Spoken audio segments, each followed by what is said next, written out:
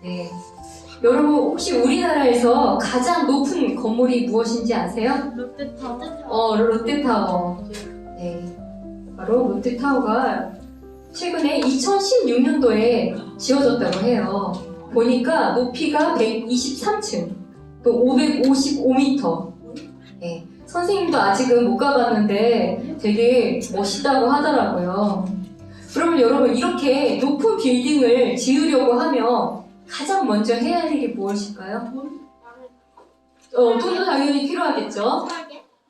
설계 필요하죠. 설계가 이제 다 되었다고 치면 공사를 할 때 가장 먼저 해야 되는 공사가 뭘까요? 일단 만들 재료를 제작하는 거. 제작을 제작하고 바로 이제 기초 공사를 해야 돼요.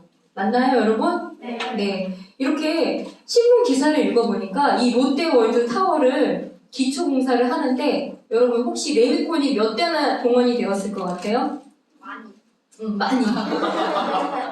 네, 보니까 5,300대나 동원이 되었고 세계에서 네 번째로 그렇게 큰 규모로 공사가 진행되었다고 해요. 그만큼 어때요? 높은 건물을 유지하려면 기초가 잘 세워져야지 어떤 외부의 압력에서도 이렇게 견딜 수 있기 때문이에요. 그러면 여러분 성경이 말하는 이 구원의 첫 단계 기초는 무엇일까요? 오늘 기도에서도 선생님이 얘기를 했는데 회개. 네, 바로 회개예요. 빌딩에 이렇게 기초가 부실하면 어때요? 외부의 압력에서도 무너지듯이 구원의 이 기초인 회개가 제대로 이루어지지 않냐면 우리의 믿음도 이렇게 외부 환경에 따라 흔들리기 쉬울 거예요. 네, 오늘의 제목 한번 같이 읽어볼까요? 네, 오늘의 제목이 뭐예요? 회개하지 아니하면 멸망하리라. 네, 오늘 이 제목을 가지고 여러분과 말씀을 나누려고 해요. 기초를 탄탄하게 세울 수 있는 이 회개의 개념을 이해하고 또한 무화과 나무의 비유를 통해서 주님께서 우리에게 허락해 주신 이 귀한 시간들을 헛되이 버리지 않고 회개할 수 있는 귀한 시간으로 삼길 여러분 원합니다. 네, 오늘 본문을 읽어보니까 총 몇 절이었어요? 9절. 9절인데 보니까 1절에서 5절까지는 두 가지 사건이 나오면서 예수님께서 회개하라 라는 이렇게 경고의 말씀이 나오고 6절에서 9절까지는 열매 맺지 못하는 무화과 나무의 그 비유의 말씀이 나오고 있어요. 네, 두 가지 사건이 나오는데 첫 번째 사건에 대해서 한번 나눠볼게요. 절기가 되어서 사람들이 이제 예루살렘 성전에 모여서 희생물을 드리려고 이렇게 모였어요. 이때 당시 총독이 누구라고 나와 있어요? 네, 1절에 보니까 빌라도. 이 총독인 빌라도가 어떠한 사람들의 피를 성전에 드리는 이 희생물하고 섞어서 드렸다라는 이런 소문이 들리는 거예요. 그럼 여러분 잘 생각해 보세요. 사람들의 피가 희생물하고 섞였다는 것은 어때요? 빌라도가 이 갈릴리 사람들을 비참하게 죽였다는 얘기죠? 맞나요, 여러분? 네. 이렇게 이 일에 대해서 성경학자들에 따르면 예수님 당시에는 이 갈릴리에 아주 특정한 직업을 가진 사람들이 많이 있었어요. 어떤 직업일까요? 갈릴리 하면 떠오르는 거, 여러분. 어부, 그죠? 예수님의 12제자도 무려, 그죠? 3분의 2가 어부였어요. 그래서 이 어부들이 많기 때문에 사람들 생각에는 어부들 하면 왠지 포악하고 이런 사람들이 많다라는 편견이 있었고 실제로도 이곳에서 이방 문물이 많이 들어오다 보니까 예루살렘에 살고 있는 사람보다는 이렇게 영적인 예배 생활이 이루어지지 않았다고 해요. 이런 편견이 있다 보니까 갈릴리 사람들이 이제 어때요? 절기가 돼서 이렇게 예루살렘에 와서 예배를 드릴 때 이 총독인 빌라도가 말하자면 더 유심히 이 사람들을 지켜보는 거예요. 그래서 이렇게 이번에도 절기가 돼서 모인 이 갈릴리 사람 중에 일부가 말하자면 빌라도가 이 사람을 눈여겨보고 있다가 반역자로 낙인을 해서 말하자면 죽게 되는 일이 발생을 한 거예요. 이 일을 몇 사람이 이제 예수님께 말하였어요. 이 일을 듣고 예수님이 이렇게 질문을 하는 거예요. 2절에 보니까 너희는 이 갈릴리 사람이 그런 일들로 고난을 당하였으므로 그들이 모든 다른 갈릴리 사람들보다 더 큰 죄인이었다고 생각하느냐라고 물어보셨어요. 네, 한번 여러분 고개 들고 선생님 한번 우리 이 질문 한번 같이 생각해봐요. 네, 갈릴리 사람들이 하나님께 예배를 드리러 왔는데 빌라도에게 죽임을 당한 걸 보니 뭔가 그들이 큰 잘못을 해서 하나님의 심판, 저주가 내린 것이 아닌가. 혹시 여러분 마음속에도 그런 생각이 드나요? 어때요? 잘 모르겠어요? 네, 그러면 한번 더 쉽게 이 사람들이 얼마나 평소에 죄를 많이 짓고 살길래 성전에 와서 죽을 수 있어? 라는 생각을 한다는 거예요. 더 쉽게 예를 들어 주일에 이제 우리가 예배를 드리러 멀리서 차를 타고 이렇게 오는데 사고를 당했다고 한번 생각을 해보세요. 그러면 여러분 마음속에 어떤 마음이 들어요? 아니 이 사람이 평소에 얼마나 큰 죄를 짓고 살길래 예배 드리러 오는 길에 사고를 당하지? 여러분 이런 생각이 드세요? 그런 생각은 안 들어요? 네. 만약에 여러분 마음속에 그런 생각이 먼저 들었다면 오늘 예수님의 대답을 잘 들어보셔야 돼요. 바로 예수님은 그런 생각, 질문들이 옳지 않았다는 것을 오늘 본문에서 가르쳐 주고 있어요. 한번 우리 어떻게 예수님이 대답하시는지 3절 같이 읽어볼까요? 시작! 내가 너희에게 이르노니 아니라 그러나 너희가 회개하지 아니하면 다 그와 같이 멸망하리라. 네, 이렇게 말씀을 하세요. 네, 이제 두 번째 사건이에요. 비슷한 내용이에요. 한번 들어보세요. 실로암에서 망대가 무너져 무려 몇 사람이 죽었다고 해요? 18사람. 이렇게 사고로 인하여 돌에 깔려 죽은 사람이 18명이나 되는데 이 숫자를 한번 지금 시대에 한번 몇 명이나 될지 계산을 해볼게요. 당시 예루살렘에 있던 사람 전체 유대인의 인구수가 50만 명이라고 해요. 그럼 봐봐요. 50만 명 중에 18명이면 지금 대한민국의 수가 5천만 명이라고 하면 공이 몇 개 더 붙어요? 공이 2개 더 붙죠? 그러면 18명이면 1,800명. 그럼 여러분 건물이 무너져서 지금 1,800명이 죽었다고 하면 얼마나 큰 사건인지 알 수 있겠죠? 네. 안타깝게도 우리 이번에 이태원의 그런 사고로 인해서 사람들이 무려 159명이나 죽었다고 해요. 그러면 그것과 비교했을 때 사실은 엄청난 재난 사고라고 할 수 있겠죠. 이 예수님께서 다시 이 사건을 두고 다시 물어보세요. 죽은 저 18사람이 예루살렘에 거한 모든 사람들보다 더 큰 죄인이라고 생각하느냐? 라고 물어보세요. 이 사람들이 극심한 죄를 지어서 사고를 당한 것이 아니라 5절에 너희들도 회개하지 아니하면 다 멸망하리라 이렇게 다시 경고를 하세요. 사람들은 여러분 누가 더 큰 죄인인가 아닌가에 관심이 있어요. 그러나 예수님께서는 3절, 5절 동일하게 아니라 너희가 회개하지 아니하면 다 그와 같이 멸망하리라 이렇게 말씀을 하시는 거예요. 하나님 보시기에는 모든 사람이 죄인이므로 의로운 자가 단 한 명도 없다라고 로마서에서 말씀하고 계세요. 그런데 죄인들끼리 누가 더 큰 죄인인지 아닌지 이런 거 묻는 것 자체가 사실은 어리석고 무의미한 질문이라는 것을 오늘 말씀에서 깨우쳐 주고 계시는 거예요. 네, 예수님께서 이렇게 너희가 회개하지 아니하면 다 그와 같이 멸망하리라 라고 하신 말씀을 여러분 이렇게 이해하면 좋겠어요. 첫 번째는 우리 주변에 일어나는 사고, 이해할 수 없는 안타까운 이런 사건들을 보고 인간은 너무나 연약한 존재이구나 라는 것을 먼저 깨달아야 돼요. 하나님 앞에 서면 누구나 죄인이란 사실을 기억해야 함을 말씀하고 있어요. 네, 여러분 사건, 사고는 누구에게나 일어날 수 있죠? 네. 이 일어날 수 있는 일이니 늘 주님을 의지해야 함을 여러분 기억하면 좋겠습니다. 두 번째는 우리가 어떤 사건을 보고 그것을 보고 어떤 사람이 이런 사건이 발생했으면 그 사람은 더 큰 죄인이구나 이렇게 무의미한 궁금증을 갖기보다는 자기 자신에게 이런 문제가 일어났다면 자기 자신을 돌보아 깨달으라는 뜻이에요.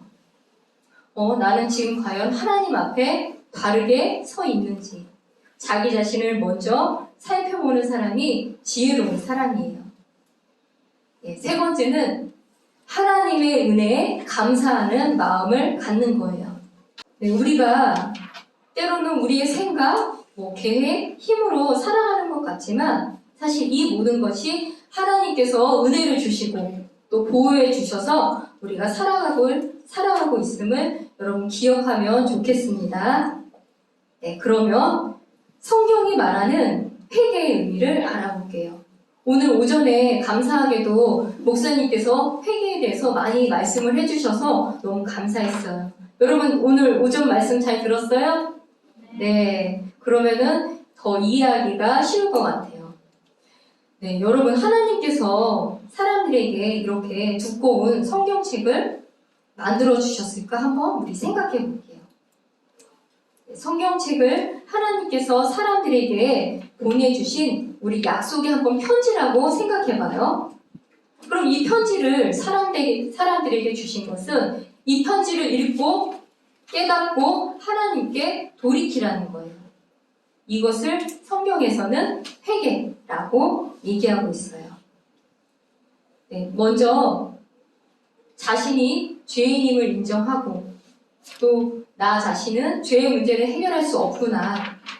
이 문제를 해결할 수 있는 분은 예수님밖에 없구나. 고백하는 그 구원의 회개가 일생에 몇 번 일어난다고 했어요?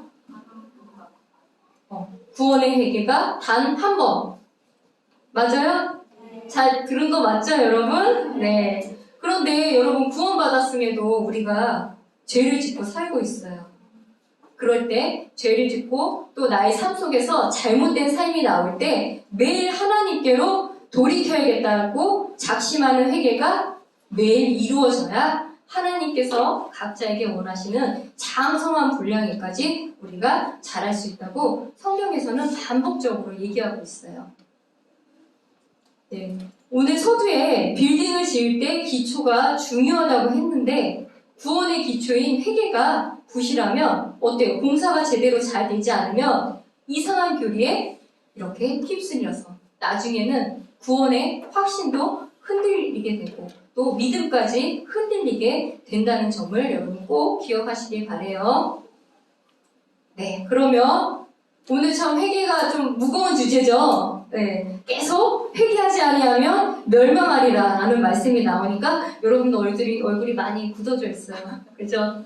네, 얼굴 펴고 회개는 어떻게 이루어질까 한번 우리 나눠볼게요. 우리 너무나 회개를 많이 듣고 정말 교회에 오면 가장 구원, 회개, 부활 많이 듣는 그런 단어예요. 첫 번째는 여러분 생각을 해야 돼요. 나는 어떤 사람인가? 죄를 짓고 싶진 않은데 계속 내 마음에는 왜 이렇게 죄가 가득한지, 사람은 왜 죽는지, 정말 죽으면 이 성경에서는 천국과 지옥이 있다라고 하는데 과연 천국과 지옥이 있는 건지 먼저 깨닫는 일이, 생각하는 일이 있어야 돼요. 여러분들 어때? 조금 생각하세요? 좀 나중의 일처럼 느껴지죠? 아직 죽음이 가까이 있다라고 생각하지 않으니까. 지금 당장 좀 피곤한 마음이 먼저죠? 네, 눈 크게 뜨고. 두 번째는 180도 마음을 바뀌어야 해요. 하나님이 어디 있어? 라고 했던 사람이 이 성경책을 읽더니 내가 정말 죄인이었구나. 죄로 인해 죽을 수밖에 없는 이 사람을 하나님께서 긍휼하게 여겨주셔서 자신의 유일한 아들 예수 그리스도를 이 땅에 보내주시고 또 예수님께서 모든 사람의 죄를 대신해서 십자가에서 피를 흘려주심으로 나의 죄의 문제를 해결해 주셨구나 라고 깨닫고 하나님께 나아오게 되는 거예요. 그럼 하나님의 자녀가 된 사람은 어떻게 행동으로 바로 나타나겠죠. 어때요? 예전에는 성경책을 읽어도 아무런 이해가 되지 않았는데 구원을 받는 이후에 어때요? 하나님의 이 편지, 약속하신 말씀이 무엇인지 더 읽고 싶고 또 죄인인 나를 위해서 이렇게 십자가에서 돌아가신 그 일을 생각하면 감사하고 찬양드리고 싶고 믿는 친구들과 더 만나서 이야기하고 싶고 또 위로받고 싶고 더 중요한 것은 예전에 비해서 죄에 대해서 더 민감해지는 일이 이렇게 생기게 되는 거예요. 여러분은 어떠세요? 조금 죄에 대해서 민감해지고 있어요? 네. 여기 이제 선생님 딸도 여기 있는데 요즘 친구 주아가 아주 선생님한테 질문을 많이 해서 때로는 선생님이 힘들 때가 있어요. 근데 한편으로는 귀찮으면서도 질문이 많다는 것은 그만큼 자신에 대해서 고민하고 있다는 뜻으로 받아들여서 최대한 친절하게 얘기해 주려고 노력하고 있어요. 어때요? 여러분들은 어때요? 부모님들한테 좀 질문 많이 하세요? 질문 많이 하세요. 네, 좋은 징조예요. 오늘 이렇게 또 두 가지 사건을 통해서 하나님께서 회개하지 아니하면 멸망하리라는 그런 주제를 가지고 첫 번째 주제를 나누었어요. 네, 두 번째 주제는 열매 맺지 못한 무화과 나무의 그 말씀이에요. 네, 결론적으로 말씀드리면 우리 삶 속에서 열매가 하나도 없다라고 하면 구원받지 못한 사람이다 라고 말씀을 하시면서 기회가 있을 때 회개하라는 무서운 경고의 말씀이에요.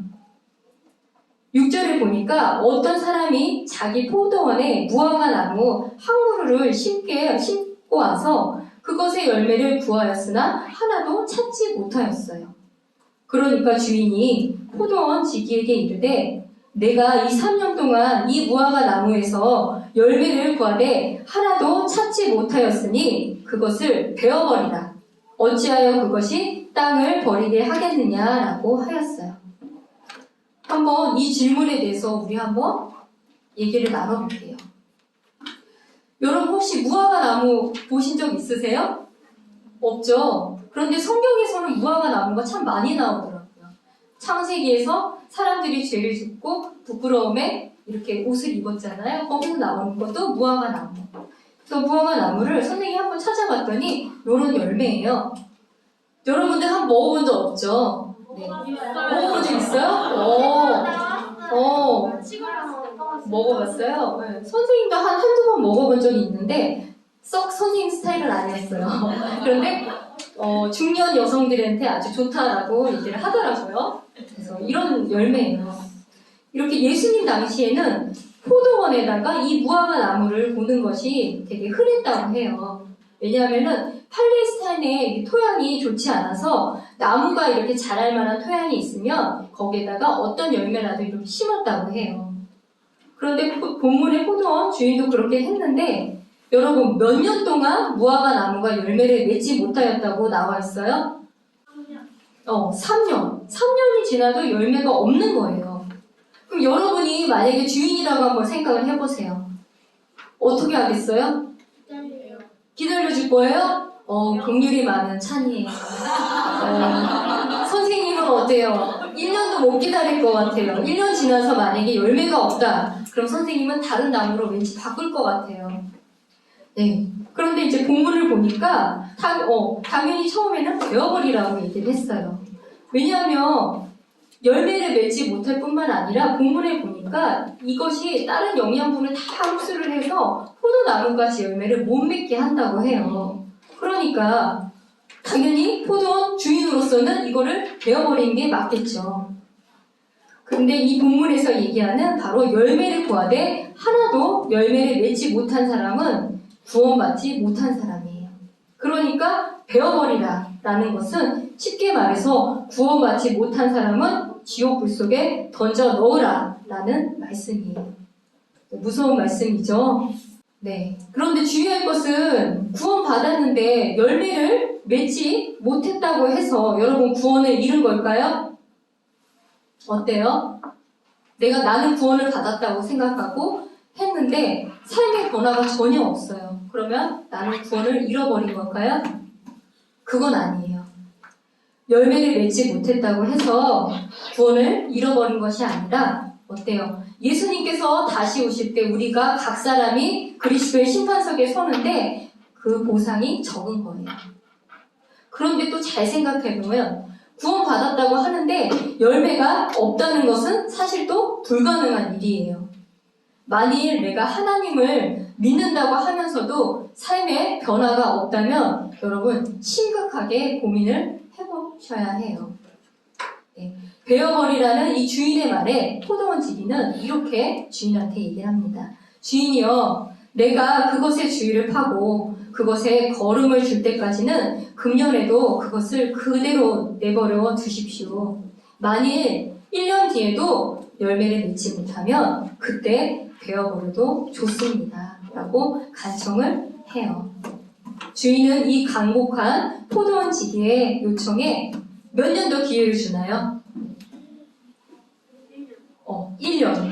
네, 바로 1년 더 기회를 주는 내용으로 긍휼 많으신 하나님 아버지께서는 죄인들을 위해 긍휼을 베푸시고 인내해 주신다는 오늘 비유의 말씀을 나누었습니다.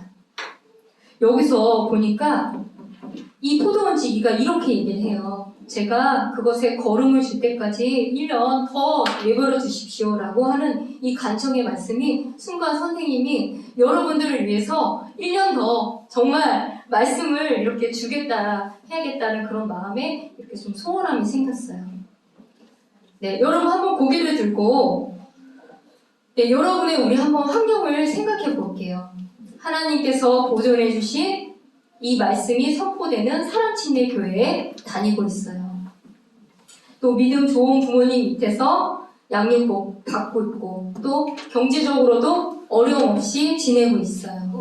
맞나요, 여러분? 네, 대부분 이런 좋은 환경에서 지내고 있어요. 그런데 이런 좋은 환경에서도 여러분이 열매를 맺지 못한다면 하나님 아버지께서 준엄한 심판이 내릴 수밖에 없다 이렇게 경고하시는 거예요. 그럼 여러분 어떤 열매를 우리가 삶 속에서 맺어야 할까요? 네, 여러분 성령의 9가지 열매 잘 알고 계시죠? 네, 오늘 한번 말씀 찾아볼게요. 갈라디아서 5장 22절 23절 시작. 그러나 성령의 열매는 사랑과 기쁨과 화평과 오래 참음과 부드러움과 선함과 믿음과 온유와 절제니 이 같은 것들을 대적할 법이 없느니라.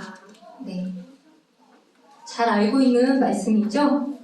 네, 우리 삶 속에서 이렇게 성령의 9가지 열매가 풍성하게 나오기를 여러분 기도할게요. 네, 오늘 말씀에서 1년 동안 긍휼을 베풀어 주신다고 하셨어요. 여러분, 올해 벌써 한 달이나 지나갔는데 정말 1년 동안 한번 열매를 맺겠다고 오늘 작정하는 그런 시간이 되면 좋겠습니다. 하나님이 기뻐하시는 마음의 열매, 입술의 열매, 또 언행의 열매, 지혜의 열매를 맺겠다고 우리 한번 작정해 볼까요, 여러분? 네, 선생님도 작정해 볼게요. 네, 앞으로 우리 1년 동안 자신을 돌아보면서 하나님이 누구신지, 예수님이 십자가에서 돌아가신 그 일이 나와 어떤 상관이 있는지, 천국과 지옥이 있는지, 나는 정말 지금 이 시간 죽어도 천국으로 갈 수 있는지 깊이 생각을 해보고 믿음 생활, 또 학교 생활, 가족과의 관계를 한번 잘 보야겠다고 작정하는 그런 시간이 되길 소망하겠습니다. 네, 기도하고 마칠게요.